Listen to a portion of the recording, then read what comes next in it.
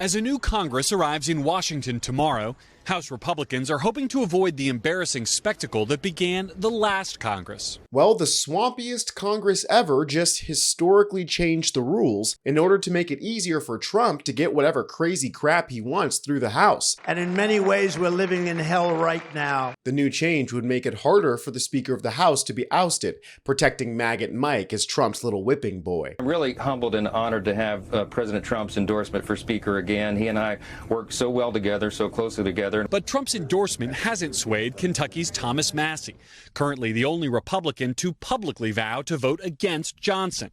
Massie writing on X that Johnson, quote, won't tell the president what is achievable and what is not achievable in the House, and suggesting Johnson lacks the situational awareness to know what can pass. Or whoever the Speaker of the House ends up being, because it looks like the Republicans don't quite like Mike. Johnson spent much of his tenure relying on Democrats to help pass key bills, as the narrow Republican majority squabbled over spending and how to approach issues like the war in Ukraine. I remain undecided, as do a number of my colleagues, because we solved so many of the failures. There hasn't been too much reporting on the new House rules yet, as most outlets are concerned with whether or not Mike Johnson is going to be confirmed or not. And there are a few things in there that are a little strange, including greenlighting an investigation into the Biden family finances. But there is one rule that has me scratching my head. It's this section right here that says, a resolution causing a vacancy in the House of the Speaker shall not be privileged except if it is offered by a member of the majority party, in this case the Republicans,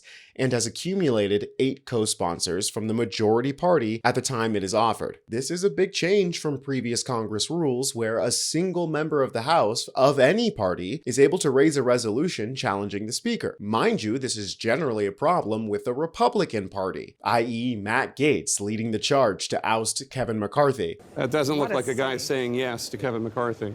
What a sight to see. Look at that face. He looks dejected. Look at that. And Marjorie Taylor Greene trying to do the same thing to Mike Johnson. Declaring the office of Speaker of the House of Representatives to be vacant.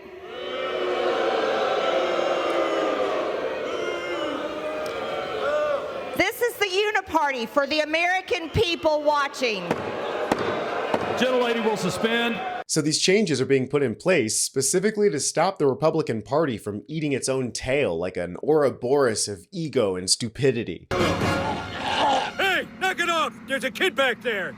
I'm in danger! Someone should make sure that the restroom in Congress doesn't have soap that's too brightly colored, or we might find ourselves in another Tide Pod situation.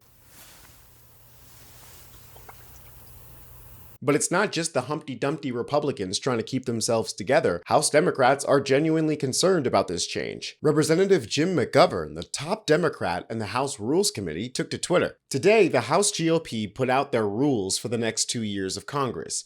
If you thought their dysfunctional, disorganized, and disarray was bad before, buckle up, because it's about to get even worse. You'd think House Republicans might look at their failures and try to change course by working with Democrats, as we've been asking, to address the major problems facing our country.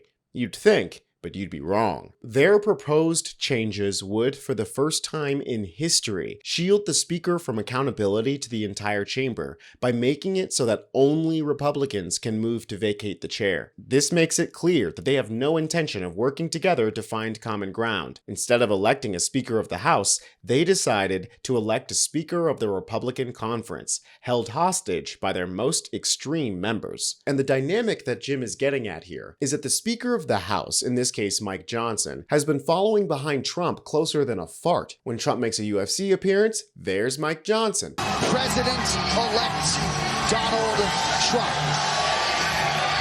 I wish the people at home could hear the sound. I mean, Mike Johnson is closer to Trump than his own spray tan. So given a situation in which Trump wants to push something ridiculous through the House, any given Republican or Democrat isn't going to be able to throw a wrench into the process by calling to remove the Speaker of the House. Jim McGovern finishes out on Twitter with, "The American people did not vote for whatever the hell this is, And you better believe the Democrats will not let the Republicans turn the House of Representatives into a rubber stamp for their extreme policies. We can only hope that that's true, Jim. We'll all be curious to see whether or not Mike Johnson will be able to hold on to his position as Speaker of the House. But their majority in the House is slim, so Johnson needs almost every Republican vote. And he told Fox and Friends he's well aware of that. It's a numbers game. We have the smallest margin in U.S. history. We'll have a margin of probably 2 votes tomorrow during that, so can only afford to lose 1 or 2.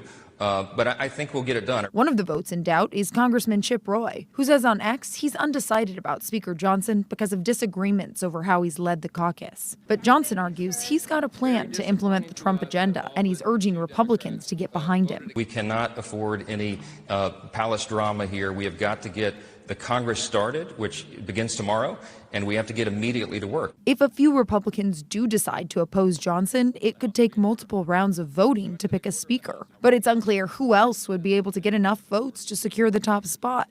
But either way, it looks like there's a hideous Trump-branded rubber stamp and green light ready for them whenever they enter the Congress. We can only hope that that good old-fashioned GOP dysfunction stops them from doing too much damage. Now, if the vote to elect a speaker takes a few days, it would be embarrassing, but it wouldn't seriously hamper the government or the transition, unless there's still no speaker come Monday. That's January 6th, when the presidential electoral votes are set to be counted and certified by Congress. That process can't begin, nor can members even be sworn in until a speaker is elected, be it Mike Johnson or someone else. I'm Tony Hinderman with Really American. I'll see you next time.